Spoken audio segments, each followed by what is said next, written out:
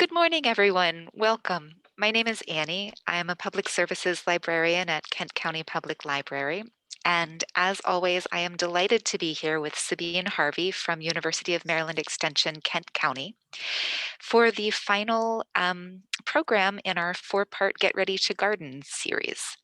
Today, we are focusing on container gardening and raised beds. Sabine is going to do a brief presentation, and then there will be plenty of time for questions and answers afterwards. You are welcome to use the chat box to submit questions throughout the program as they occur to you, and we will do our best to get them all answered before we finished. So I'm going to turn it over to Sabine. Okie dokie. And if we don't get them all answered, or if I don't know the answer, always a possibility, right? Then I will make sure that it all gets put into the follow-up notes. So let me start by sharing my screen. And let's get that cursor to the other screen and do the slideshow. Are we good? We are good, yes. We are good. Excellent.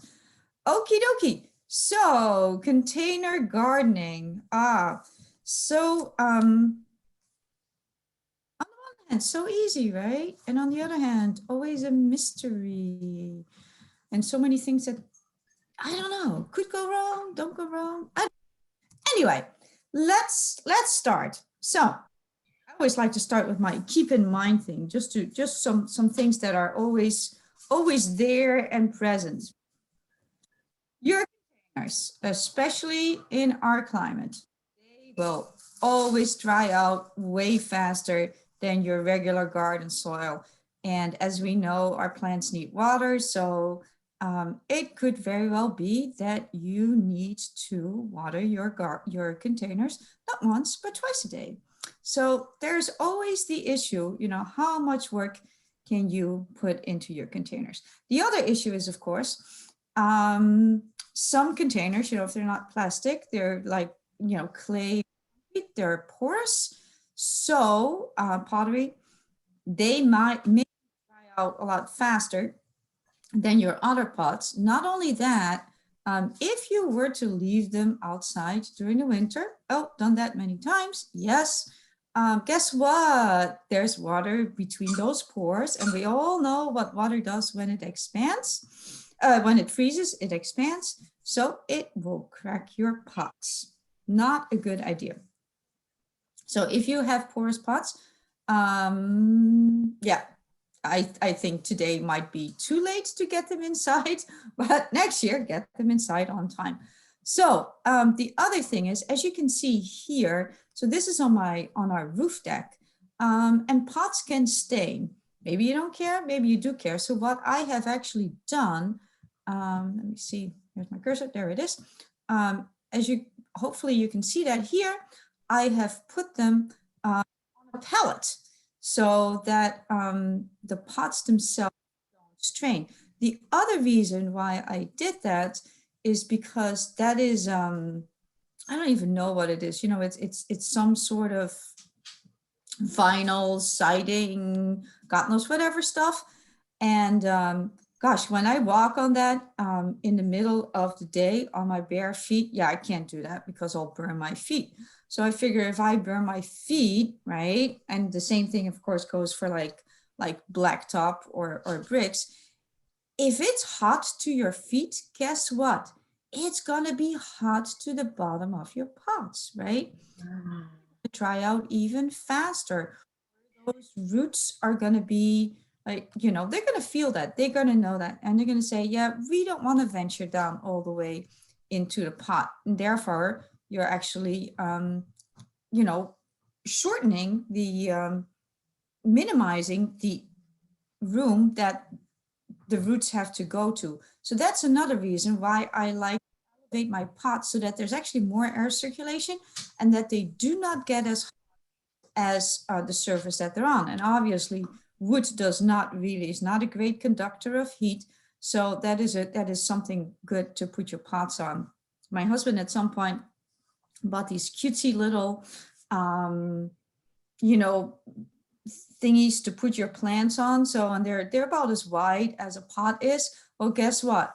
In our thunderstorms, yeah, the pots just blow off those things. So yeah, that's not good because then I have all these blown over pots. So I like to use pallets and they're cheap. No, very nice. The other thing to keep in mind, sun and shade, right? Um, because even though your plants are in containers, that doesn't mean that if you have that you can just put them anywhere, right? Because certain plants still like shade, certain plants still like sun. So you got to pay attention to that. And what I've actually done here on my roof deck is I put the plants that like to be in the sun at the front. And I kind of, because all my plants get to play outside they're like little kids. I throw them outside in the summer. So the ones that want more sun get to be in the front. And then there's some that like a little bit cooler root zone. So I actually put them in the back to create some shade. May not be pretty, right, display wise, but it certainly does work. So that's a good thing to keep in mind. The flip side of that is, of course, say you only have sun at the front of your house where you have a walkway, think like New York City or something like that, right? But you don't have a garden. Well, you can take advantage of that. And right, because pots are movable, so you can put them where the sun or the shade is. So that's the flip side. Then, of course, drainage. Do make sure that your pots drain. If there's not enough holes in the bottom, take a drill, put some holes in there. And like I mentioned in our talk on gardening myths, it is a myth that putting rocks, pebbles in the bottom of your pot will improve drainage. Actually, it doesn't, because the water won't move from it has a harder time moving from the potting medium to the pebbles in the bottom of your pot. And so actually what you're doing is you are not helping drainage and you're making sure that your pots will stay more wet and that your roots may rot. So if you have huge holes in the bottom of your pots, you can always put like a little bit of screen or something in there to keep the soil from going down through those holes. But do not put pebbles in the bottom of your pot. Now, the other thing, of course, is where is your water source? Because like I mentioned, yeah, these pots are gonna need water. So funny story with my roof deck pots, right? Clearly there is no water source there. I've actually thought about, there is a spigot right underneath the roof deck. I've actually thought about running a hose from that spigot all the way up to the roof deck. But then of course I'd have to turn on the spigot upstairs, downstairs. Shh, sorry, my puppy is here. Luna, hey.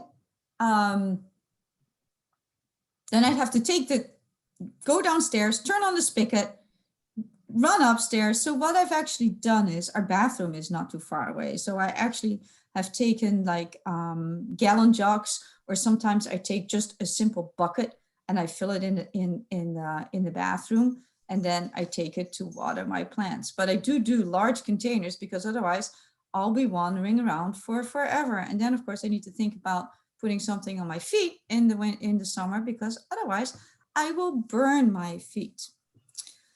Do not be tempted to put saucers underneath your pots in terms of like trying to prevent staining of whatever surface your pots are on, because guess what? They will be such a breeding source for mosquitoes, and that is the last thing you want, because chances are you may also be sitting where you have a lot of containers, right? And then you are just going to be fodder for those mosquitoes. The same thing goes for, there's a lot of different kinds of self-watering containers out there. And if there is a little hole there, to the reservoir in the bottom where mosquitoes can breed, yeah, chances are they're going to breed there. So do be careful with self-watering containers that you do not create a total disaster, and that you may have pretty plants, but that you're going to have to look at them from the inside of your house rather than sit right next to them, because you're going to be eaten alive. So those are just some things to keep in mind. See, this topic is always more complicated than you think it is. Okay, so advantages also of raised beds. Obviously, they warm up quickly early in the season, which is nice, especially if you're trying to grow vegetables, or you know, if you try, if things in your pots need to germinate. Well, that's nice that it that it warms up earlier in the season. You get a little bit of a head start. And like I mentioned, they're movable. So if you want plants that need to be in the sun, but you don't have soil in the sun, move your containers there. Same thing, of course, goes for the for shade. And then raised beds or containers, if you put them on something, well, if we're getting older, right, and our back is bothering us, or if you have some mobility issues, well, if it can be at like, you know, hip level, or if you're sitting, it can be at arm level, then obviously this increases the opportunity for people with limited mobility to also enjoy gardening, or, you know, just to save your back a little. So that is a nice thing.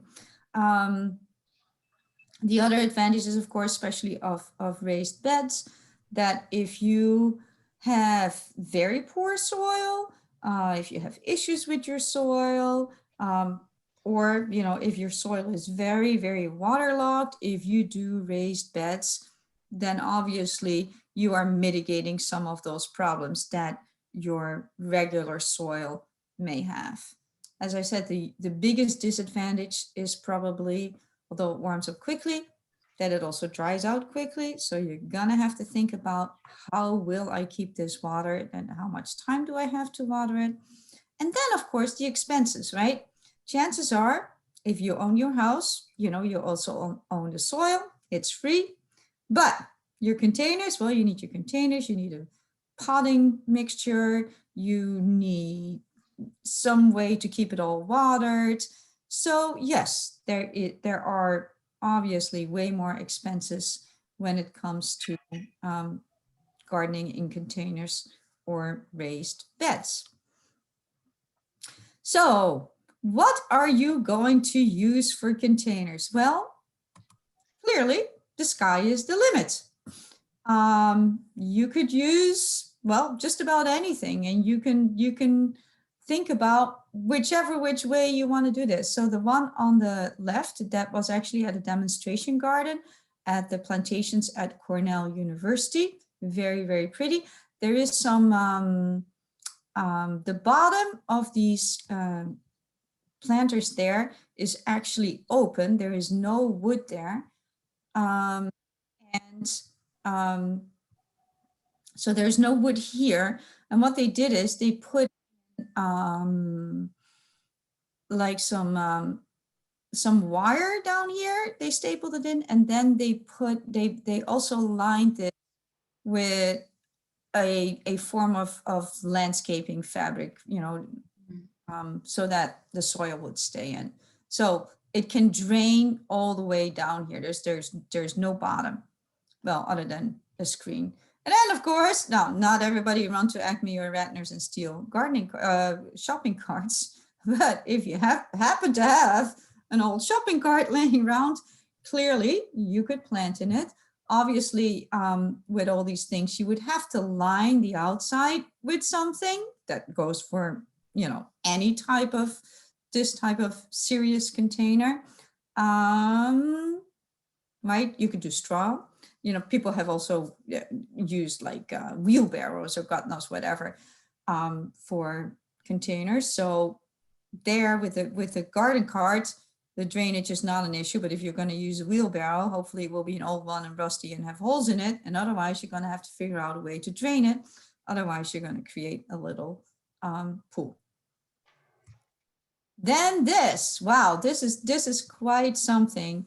I don't know if you want to call this a raised bed anymore, or if you want to call this a container, but it's a whole system. And so what they have done is they've taken wire, then they have taken landscape fabric. There's a pole in the middle to try to keep it all straight. And then they filled up this whole thing. I don't even want to think about the expenses that this must have taken to fill this up. And then what they have done is they've cut holes in the landscape fabric and planted their plants right in there. Now, there's a lot of people who make a smaller version of this in order to grow like potatoes or sweet potatoes, especially if you have very, very heavy soil. You know, root crops that wouldn't grow well. So, you know, you don't have to make it this high if you wanted to grow some root crops. You can also go like this. But obviously, that is a great way to, you know, to grow root crops if you are in a swamp. So this is just amazing to me. I mean, look at these cabbages. There is a, I think it's a potato, a zucchini. It is just lettuce. It is just absolutely bonkers. But I don't even want to know what it took to fill that up. Then, oh, my son and his girlfriend are not going to like me, but oh well. We were in New York, and believe it or not, so try to look beyond them. Believe it or not, we are on the rooftop of a restaurant, mind you, the very, very top. And I mean, you can see here are the treetops, right, of the trees on the street. But this is a form of container gardening too, right? And it just looks like we are in a jungle. And I just thought, gosh, what a great way to do this. So they have these gigantic containers. They have all this stuff flowing over it. Then they have smaller containers with some, you know, usually indoor plants.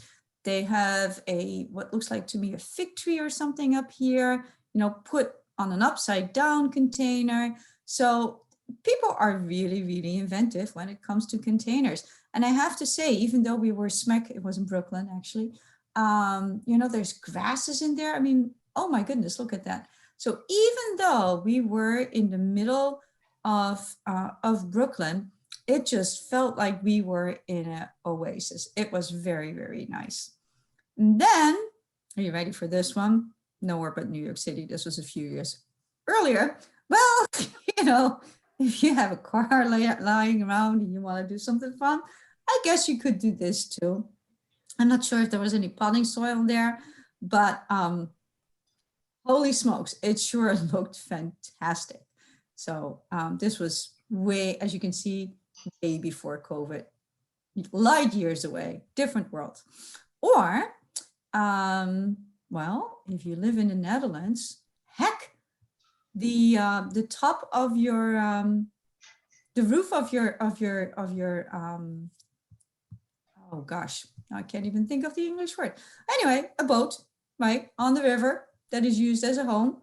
Hey, and this is the top, right? So it's kind of like almost like a rooftop garden, but in essence, that is a gigantic container as well. Once again, obviously you need to think about drainage, especially if it's your roof. But I thought, hey, you know, a container doesn't have to be something small. It can also be something really large, or maybe you can call it a raised bed. I don't know what you want to call it, but okay. So we had seen those gigantic containers, right? And what are you going to fill them with? Well, you cannot fill them with regular soil because regular soil just doesn't drain well enough. And our roots, the roots of the plants, they need to be able to go somewhere, right? And they need oxygen, and they need water, and they need nutrients. And if there's no porous spaces, right, because the roots kind of travel in between all those aggregates of the soil. So if there's no porous spaces, then those roots really can't go anywhere. So our gardening soil, our regular soil is not something you want to put in a pot. So in other words, what you do want to put in a pot is something called a soilless mixture. So even though it's often called potting soil, there is actually no soil in there. And it varies. Usually it's some sort of combination of peat and they often say forested materials. And then of course, perlite and vermiculite. I don't know why I always have such issues trying to, here we go. So perlite, vermiculite. Now what I do want you to be cognizant about is that neither one of these are renewable resources. These are both mined resources. So perlite is volcanic rock. It is heated and then it kind of like pops up and it's crushed. And vermiculite is actually, let me look at my notes here, magnesium, allium, iron silicate. It's a mineral and it's mined. So these resources, just like peat, once they have been mined, they're gone. Now, the nice part is, for instance, about perlite, you could reuse it. So you could be crazy enough or have enough time that you could actually sift your soil, right, when you're done with the potting soil, and take out the perlite, then soak it in a solution of 10% bleach, so 9 parts water, 1 part bleach, and you could sterilize it again and reuse it because it does not decay. The difference between these two is that vermiculite holds a lot more water than perlite does. And it also has a slightly more neutral pH. Perlite can be a little bit on the higher side. So if you have plants that would like a little bit more water, you would use vermiculite. So, but if you have plants that want less water, like for instance, succulents or a cactus, you would want a mixture with perlite. Sometimes people will say to mix them, but that really doesn't make any sense because really one is more for drier plants who want better drainage. And this one is more for plants that need a lot of water. So they both improve drainage, but this one will hold a lot more water. It's kind of like a sponge. So that will then be available to your plants. Some people will say compost. I'm always a little hesitant to use compost because sometimes my compost doesn't really seem to drain all that well. But if you're going to do raised beds, you definitely want to use a lot of compost and a lot of organic matter. I will say sometimes it's in these bags. So I tend to buy, you got to play with it and kind of see what works for you. I've bought different kinds of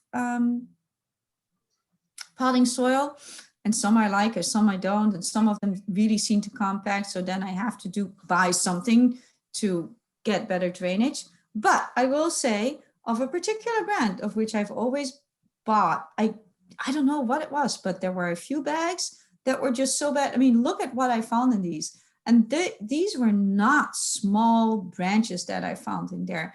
And rocks. I'm thinking, what the heck does rock do in my potting soil, right?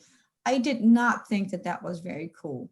So, then I experimented with some other potting soils, but eventually I went back to the one that I kind of liked. So all of these potting soils will sadly have peat in them. And it could be called sphagnum peat moss.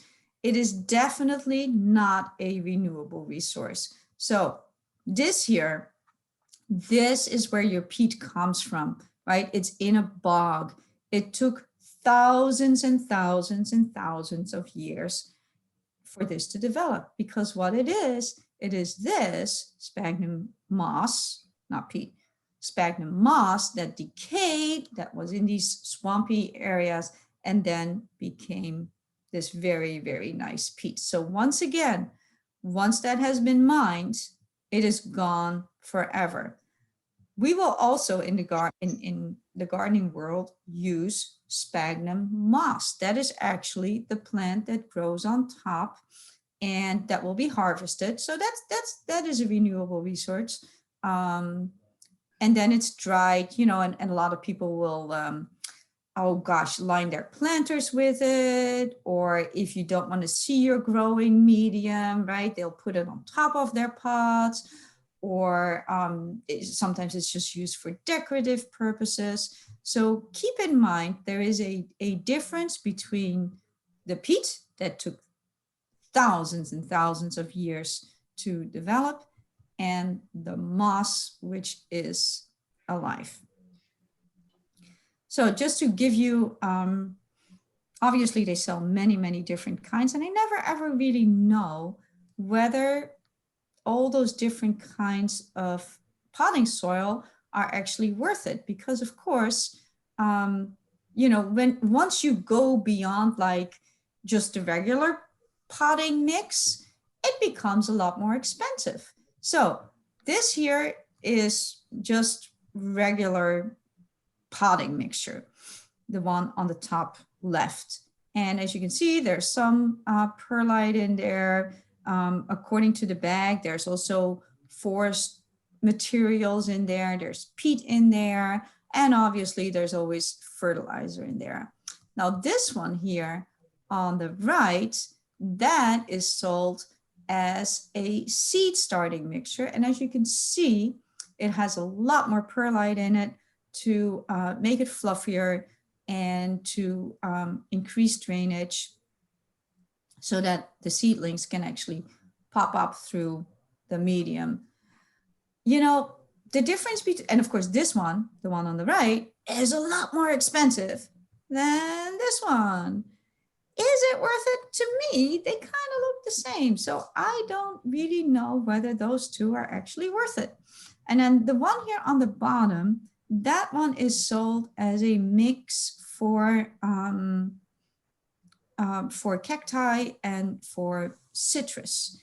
And so as you can see, it's darker. It has more like compost forested materials in it.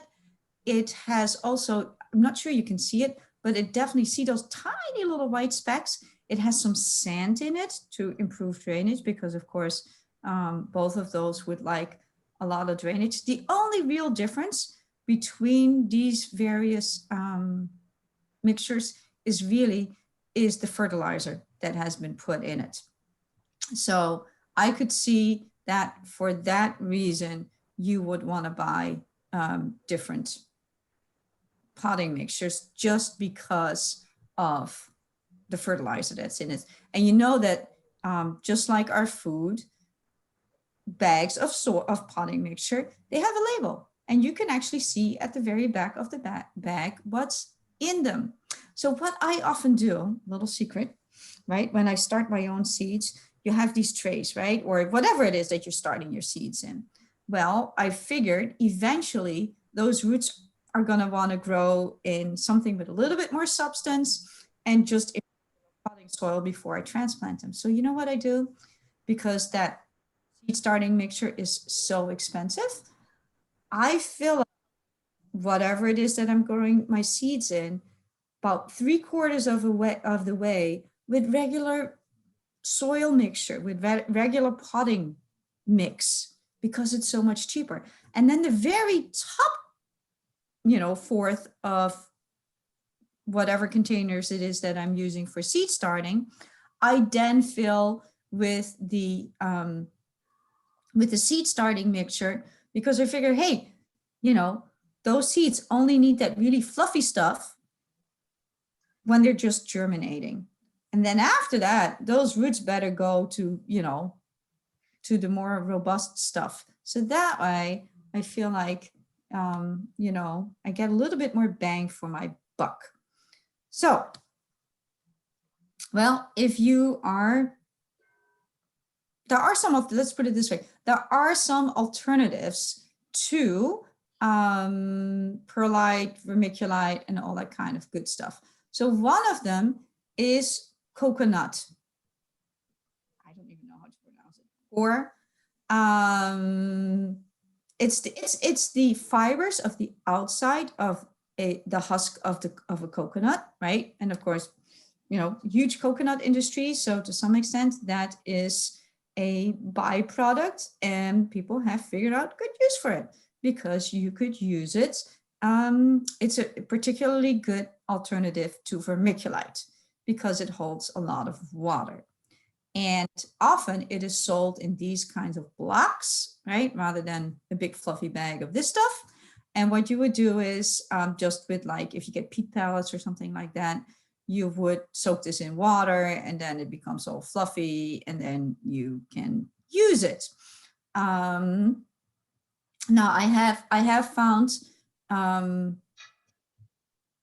when I've used like pellets of coir instead of peat pellets, which I don't do anymore, I did find that those dried out very, very fast. And of course, this does not have any fertilizer in it. So if you're gonna like make your own mixture, you need to make sure that you add some sort of nutrients because this holds virtually no nutrients whatsoever.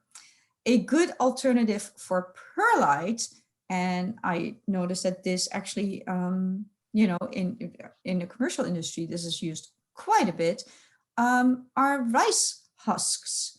So the hulls of the rice, right? Because of course, if you eat white rice, well, the outside of the rice had to go somewhere. So once again, a byproduct, and they function very, very well to improve drainage in whatever medium you're going to use. So these are two very nice alternatives to both perlite and vermiculite. Okay. Moving on to some raised beds. So one of the advantages, of course, of a raised bed is, like I said, if your soil is really bad, well, you can go up, right? Just as in a city, you would go up, if housing is an issue. Hey, if you are on concrete or something, or a blacktop, as this picture is, it's a little fuzzy, go up, right? Why not? So, of course, the issue is, all this material, what do you fill it with? And that kind of fun stuff. But once again, it allows you to garden in places where maybe you would otherwise not be able to garden. And so I had the pleasure, it just did me so much good. I visited Hoops and Crops. It's one of our local farms this past week for actually for a landscaping question. So, and I noticed this fantastically high raised bed. See, if you have back issues, well, you can basically garden at hip level and you don't really have to bend your back anymore. So this is a huge raised bed. One point to make is, of course, even though it's a raised bed, that doesn't mean that you still don't get weeds, right? Anyway, I thought this was a fantastic example of a raised bed. And as you can see, in order to make the wood last longer, you can line the inside of your raised bed, either with landscape fabric, or you can use it with heavy duty plastic, something so that the soil is not in direct contact with the boards, especially if you get, you would probably, if you're going to raise food in there, get untreated lumber. So you want to do something to keep the soil from direct contact with the boards so that you don't get that much rot. Another form of a raised bed here on the right is actually, we did this as an experiment at the garden at the middle school one year, and we used straw bales.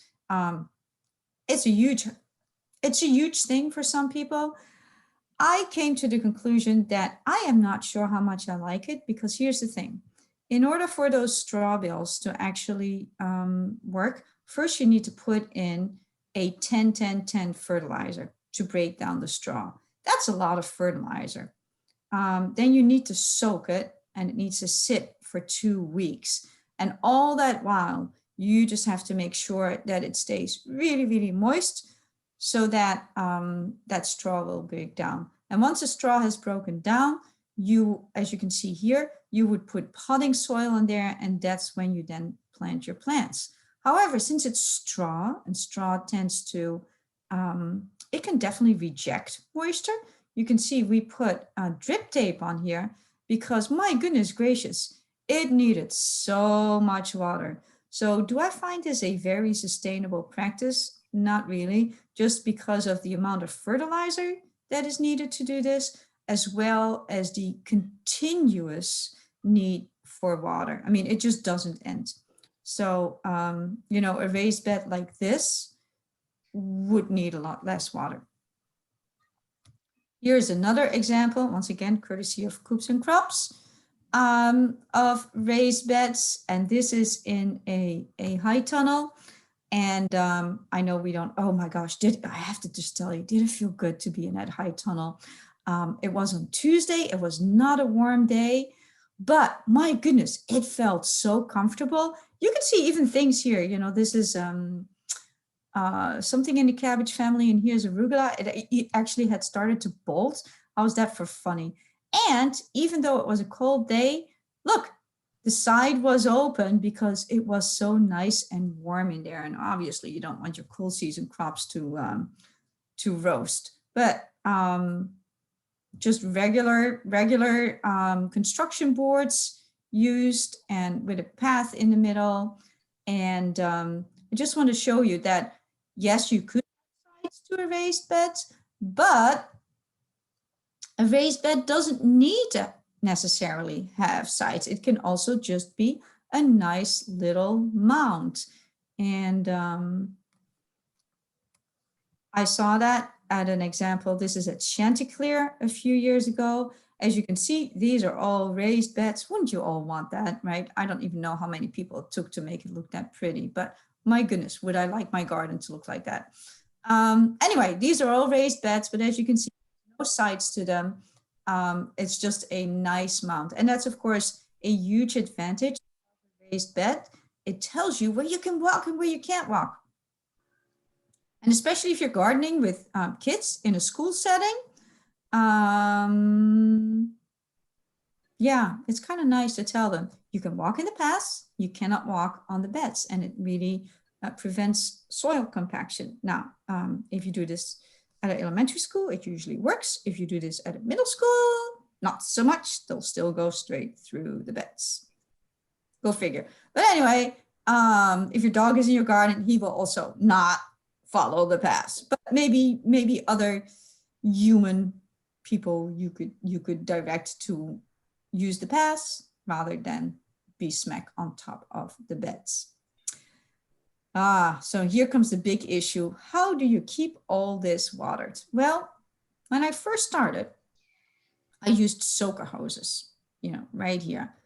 What a disaster. So I don't use soaker hoses anymore because, gosh, I would go through them, right, with a pitchfork, or I nick them with some weeder or pruners, and then you have a leak, and then you got to fix it.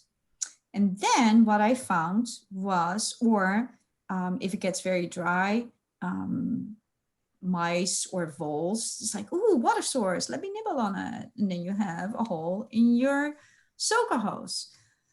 So what eventually happened was, well, eventually you can fix them, but then at some point they need to be replaced. You'll replace some of your soaker hoses, but others you won't. And then if they're connected, their porosity is actually different depending on the brand. And what are the chances that every single time you are going to buy the same brand of soaker hose? So I would have parts of the garden that would be really wet because the porosity of the soaker hose was bigger than the porosity of the other soaker hose. And then I would have one part that was bone dry and the other part that was just really, really wet. And of course, the other thing was that at the beginning of the line, there would always be more water, and somehow by the end of the line, there really wouldn't be.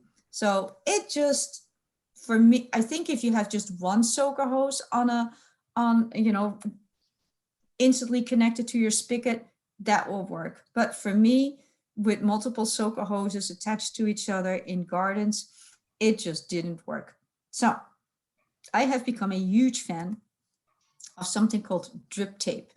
And I know it looks industrial. Yeah, I like taking my cues from commercial growers because, they study this, they do this for a living, and they usually have really good answers. It takes a bit of time to set this up, but gosh, does it work. As you can see, there is a pressure regulator there. So you have no issues with water being emitted at different rates. The nice part is you have these nice little spigots here. So you can decide, if you want like a lot of water in there, you could open up all the spigots. If you say, I don't really need that much, or I only need some stuff in the middle, you could close the two at the outside and only have the ones on the inside open. If you have multiples of these for various beds, you can decide this beds need water, this bed doesn't need water. So I really, really like this. And the nice part is this drip tape. Yes, you have to buy it in bulk, but it is pretty darn cheap. And if you go through it with your pitchfork, or if a mouse eats on it, you just get a new piece, and it really doesn't cost you an arm and a leg. And it all emits water at the same rate. So we actually installed this. This is at the garden at the middle school. And it just worked, it goes, this is the supply line. And then here is the drip tape, and there are the little turnkeys. So I just think this works wonders, and by goodness gracious, does it save a lot of time. And if you then put a timer on it, you don't even really have to think about it at all. So you could do the same for your pots. I did that one year. But then of course I kept hitting the supply line with the weed whacker. Not so smart. But you could do drip emitters, right? So these guys, they would emit water right at the very source. So at the very source of the plant. And then here is your drip tape. You do need some equipment. This is the tool to actually make holes in the supply line. And then this, I know it looks ferocious, but it's actually really easy to use. This would be to cut your supply line if you needed various lengths. So I would highly recommend, if you're going to do some form of container gardening or some form of raised beds, that you think about an easy way to keep it watered, because it will save you a lot of time. Okay, so what are you going to grow in there? Well, just about anything, really. If you're going to grow vegetables these days, because it is so hugely popular, there will be a lot of vegetables that are especially labeled. They will be a dwarf variety, or they will be compact. And most companies are very, very good at saying, these do especially well in containers. Obviously, you could mix your ornamentals and your vegetables and make a very nice display. I use a lot of my pots for tropical plants. Then, of course, you do need to think about where those suckers are going to be during the winter. In my house, yes, the humans don't always find that too pleasing. If you want to grow mint, do it in a pot. Do not ever, ever, ever plant it in regular soil, because you will not be happy with yourself. Now, here's the other thing you shouldn't do. Grow mint in a pot, then forget about a clay pot. Forget about the pot. Have the pot shatter during the winter. And then that material gets into the garden bed right next to your patio. And guess what? You have mint in your garden bed anyway. Yeah, true story. Happened here. I'm still fighting it. I've been trying to fight it for 5 years now. And herbs. Herbs are, of course, fantastic in pots because they're movable. So grow herbs in pots, take them inside, and you have some nice flavors going on in the winter from your herbs that you can continue to harvest. So here are my my tropicals. This is my ginger, my galangal, and my turmeric. Grows super well in pots. And then, you know, it's also much easier to harvest because you harvest the roots. And it just, you know, that just really works for me very well.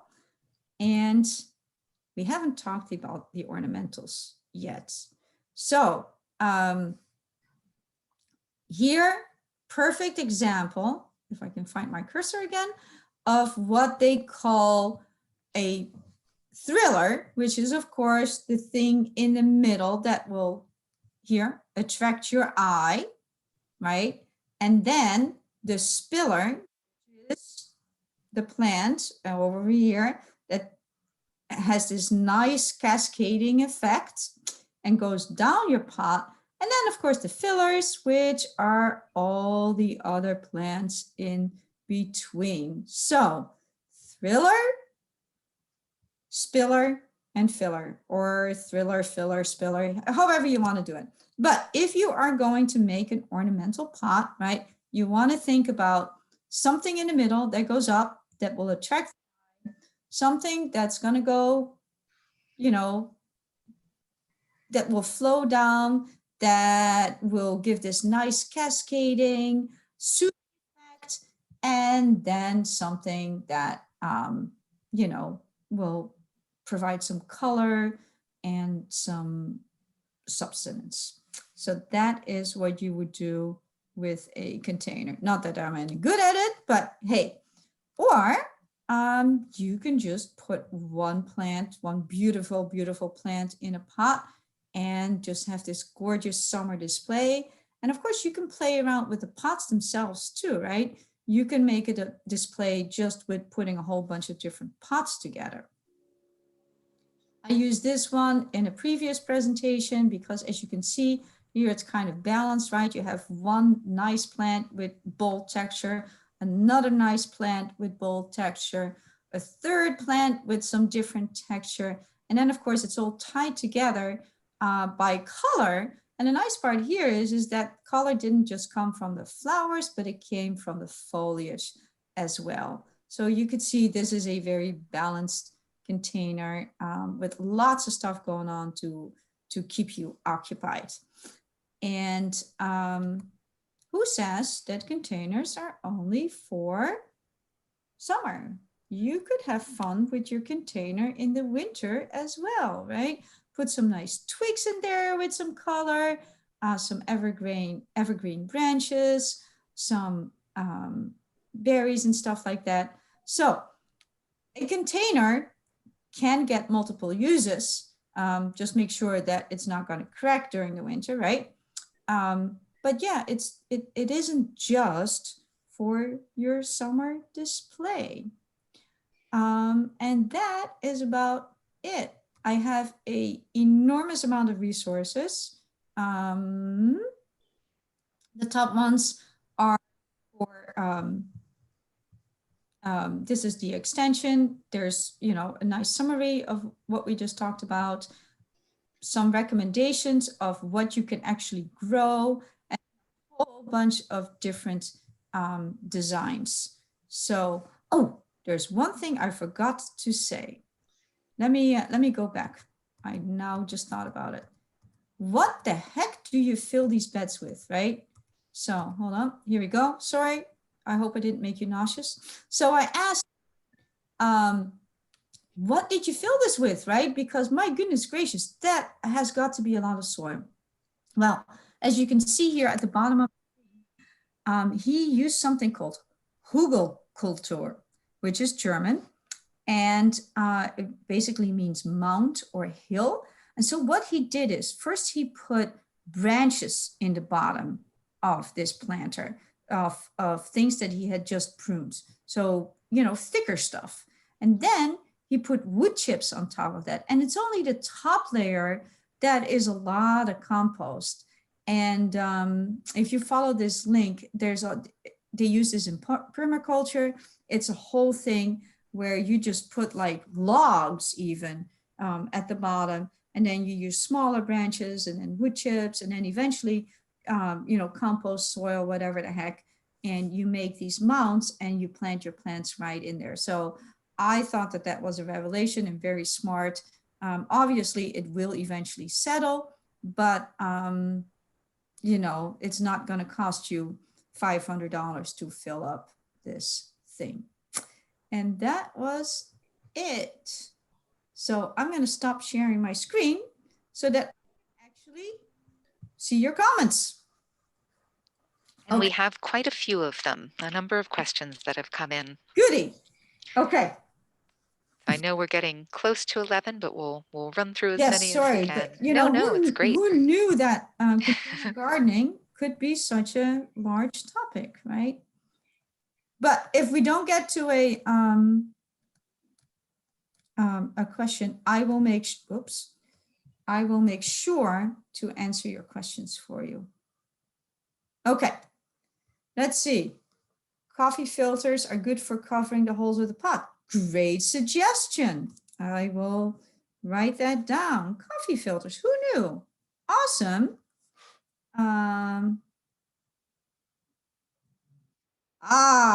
Yes, I sure did do that. I did tell people, put a stocking over, especially if you have those earth boxes and there's like this little pipe coming out, put a stocking, or, this goes for anything, over the opening, and then, the mosquitoes can't get in there. Yes. So next question, is it okay to recycle old potting soil into ground gardens? I do that all the time. You saw my tropicals, right?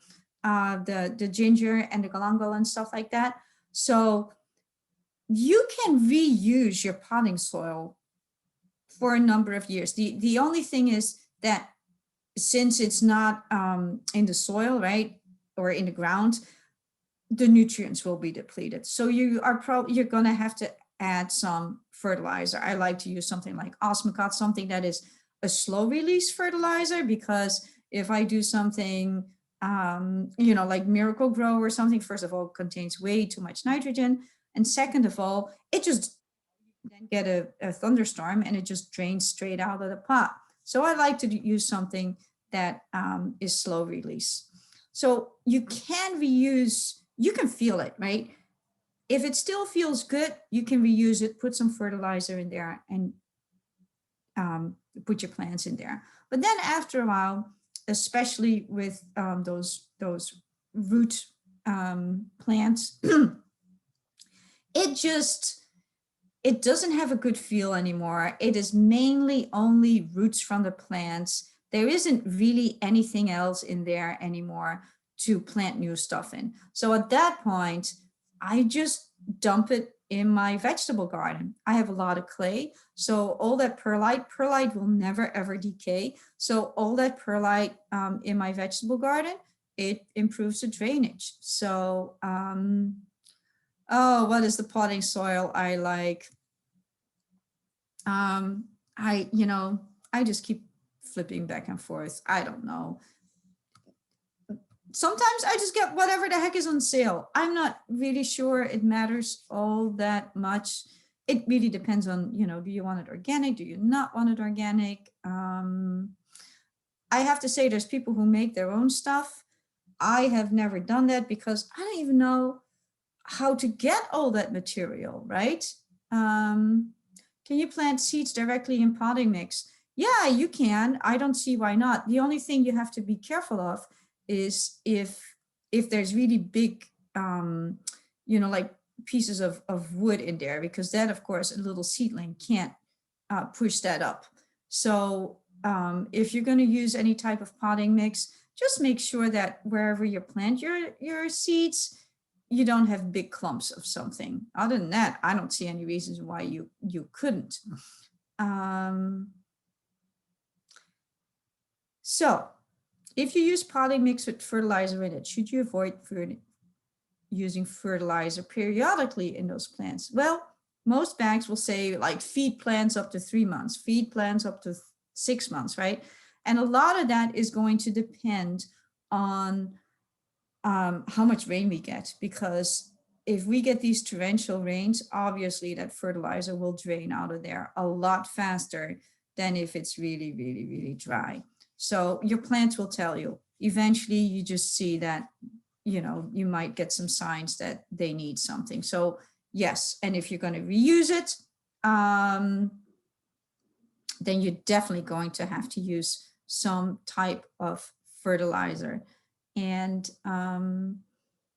if you use too much, your plants will tell it too, because then you'll just get this gigantic green plant that won't flower or won't produce any fruits or God knows whatever, right? And that is probably the biggest thing, that whatever you're going to use, you're going to end up, there's a chance you might end up using too much nitrogen, and then you're just going to have leafy stuff and nothing else.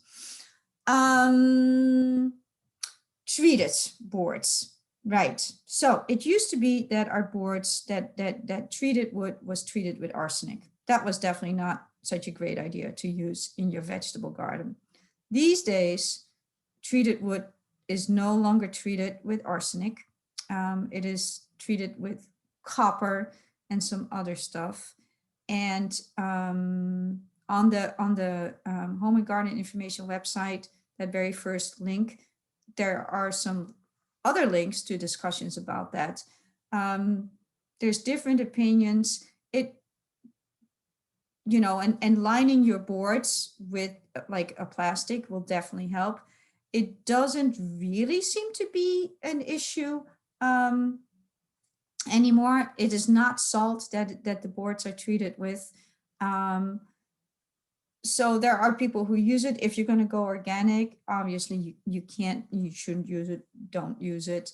But it's not, there's no more arsenic in it. So I would say read the various discussions, and it depends on your comfort level. I will say I use some landscape timber in my vegetable garden that was treated, you know, with the new treatment that they give.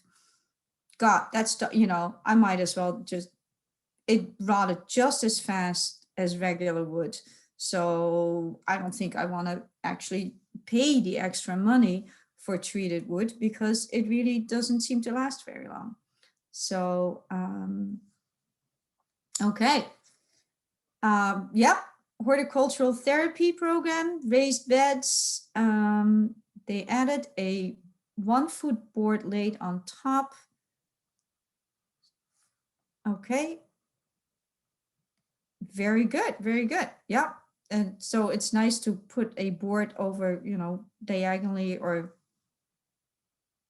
perpendicularly over the bed so that you can actually lean on it. I mean, those raised beds, for anyone with limited mobility, you know, those are really, really good. Oh gosh, can I suggest good names for thrillers, fillers, and spillers? I am, you know, go to whatever garden center you go to, and you'll see, you know, something that goes up that is dramatic is a fantastic thriller. Something that cascades down is a nice spiller. Now, do be careful, right? Because in that one picture, that was actually that was Creeping Jenny, which is a form of Creeping Charlie. So you put that right, you know, like on your patio, right next to your like your grass, your lawn, and it spills into your lawn, then eventually you're going to have a problem. So with the spillers, you know, they are usually ground covers, and they may grow fast. So be a little careful with it. You know, wherever your pot is going to be, if it's going to be like full sun, make sure that you get plants that like full sun. If it's going to be more shade, you know, then get some more shade plants. It all depends on your personal preference, your preference for color, you know, all those good things. So have fun, go to a garden center and just look, just be creative. And may I jump in and do a library commercial? Because Yes, please. we have a number of books that are focused on container gardening, raised beds. So if you want to just give us a call, I mean, you can go on our online catalog and search, or you can give us a call and we are happy to pull gardening related books for you.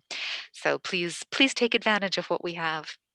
Absolutely. And just like last week, with design, because it is such a gigantic topic, in the plant world, there's so many books about design, which also focus on containers, and there's so many books on all these different types of container gardening. So yes, have fun, and nice eye candy, especially right now, right? And it will make you feel happy, especially right now. Okay, for 2 years in a row, my container tomatoes developed black all over the bottom of every tomato. Yes, that is blossom and rot. So not enough calcium. That because what happened there was the container got so much water, calcium and the other nutrients don't move through the plant. The water and the calcium don't move through the plant at the same rate. So the water goes to the tomatoes develop, there's not enough calcium there, and that's how they get blossom and rot. So add any form of calcium and also consistent watering. So, don't let them get dry and then water. But if there's a steady flow, that will cut down on the blossom and rot. I mean, it's the same for in-ground plants. When should we plant seeds? Well, it depends on the plant. So there's a bunch of cabbage crops that you could start now. There's a bunch of ornamentals that you can start now. You don't want to start your tomatoes because you're going to end up with really super leggy tomatoes by the time you can plant them outside. They also say not to start your peppers right now, but oh, whoops, I do, because it does seem to work for me. But I will say, when I start my seedlings inside, what I do is as soon as they have germinated, I take a fan, like a regular fan, like in the summer, I'm too hot, I'm take a fan. And I put those on my seedlings. So the first time I'll maybe leave it on for like half an hour just to get them used, because otherwise you get these pampered little thingies, right? And because there is no movement, they'll just go like, oh, I'm going to grow like crazy. And so if there is some movement, some wind, like they would have outside, they will become thicker and they won't grow as fast. So that is what I do. The first day I'll put on for like half an hour, then I'll put it on for like an hour, and then eventually the fan will be on pretty much 24/7 to keep these things moving so that they don't grow too fast and that they'll be a lot sturdier by the time they go outside. But if you want, who asked that? Well, send me an email and I can definitely give you some recommendations on what you can start when. Do I recommend Bloom Buster fertilizer? I don't even know what Bloom Buster fertilizer is. So I guess it will depend on what you are growing. And it probably is something that you would like to flower. It also depends on how your plant is doing to begin with, right? Because a lot of these potting soils will already have enough fertilizer for bloom in there. So if you feel like your plants are not performing well, great. But if they're doing well, yeah, don't add more stuff because it's just gonna leach out and get into our environment.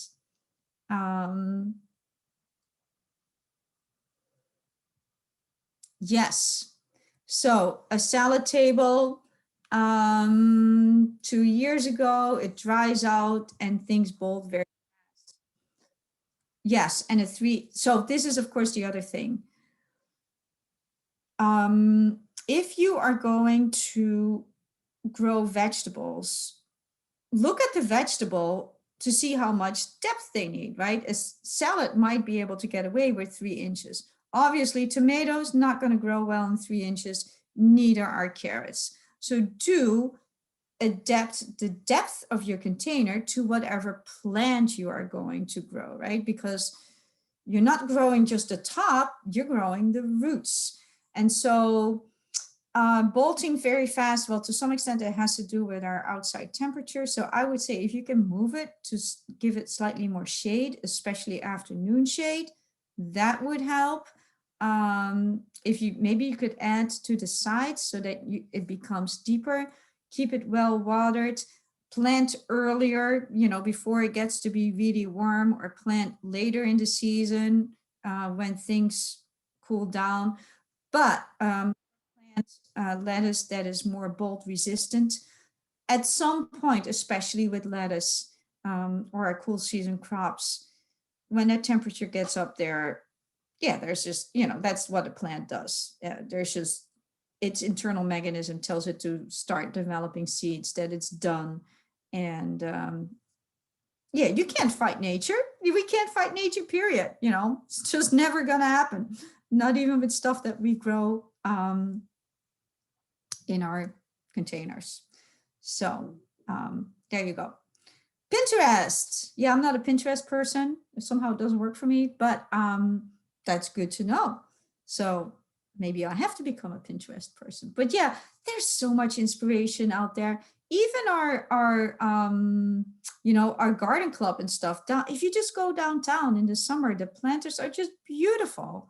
There's so many creative people out there. So just use anything that you see, or get some nice books from the library and use it as inspiration, and try to be creative and have fun. Any other questions? Wow. That was a little marathon there at the end, right? You did a great job. You pushed through. I think we got answers to everything I almost. think so too. Yeah, and if I talked a little fast, well, good thing you can do it on YouTube, and maybe you can even slow down my speed. Right. You can return to the YouTube recording if you've missed Yes. anything or weren't able to take notes quickly enough, for Yes, sure. exactly. Or maybe play it in slow motion. I don't know. But obviously, I will send you the PDF. And if you have any other questions, tonight in the shower, you think about something, just send me an email, just holler. And fantastic librarians are always there to answer lots and lots of questions as well. We do try. And So stay tuned, because we will have a information coming soon about programming next month. We're going to try something a little bit different, but it will be another forum where questions will be welcomed and encouraged, and it should give us a little opportunity to play with making the virtual environment a little bit more fun. We'll see. It's going yes, to be an experiment. We're excited. yes, yes. And there's I will also next week send you out a link for seeds, Yes. especially if, so I have a whole bunch of seeds. And as you may have noticed, once again, our seed houses, our seed companies, have shut down or don't have stuff. So I will send you out a Google form with an enormous amount of seeds on there.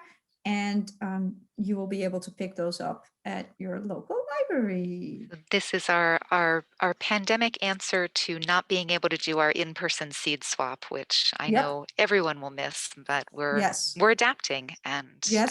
it's going to It be will fun in it will its be a own way. seed giveaway this year, and you can place an order.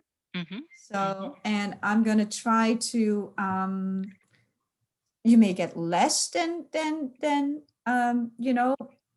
depending on demand, but I am gonna make sure that everybody's order is filled, unlike the seed companies who are going to run out. We're just gonna share. So You are absolutely. fantastic. We are looking forward to it, and thank you to everyone for being here today. Absolutely. Thank you so much for calling. Okay.